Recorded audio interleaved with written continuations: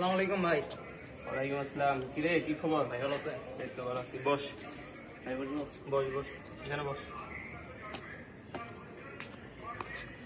কি খবর? ক্যাম্পাস কেমন কাটতেছে? এই তো ভাই কাটতেছে কোনো রকম, কিন্তু একটা সমস্যা ভাই।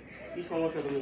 আমি তোমার কি ইমিডিয়েট সিনিয়র নাকি? তো এত ফর্মাল জায়গায় বসতেছো, নর্মালি বসো। সমস্যা তোমার বলো। ভাই পড়াশোনায় তো মনোযোগ বসতেছে না। আপনার তো সিজি মোটামুটি ভালোই আছে, একটু যদি পরামর্শ দিতেন কিভাবে কি করব। আরে ছোট ভাই, নতুন নতুন ক্যাম্পাসে আসো, ক্যাম্পাসটাকে উপভোগ করো, এত প্যারা নাই। জাস্ট রাত দিন 24 ঘন্টার মধ্যে 1 ঘন্টা পড়াশোনা করবা, দেখবে তোমার সিজি হাই হয়ে গেছে। বুঝছো?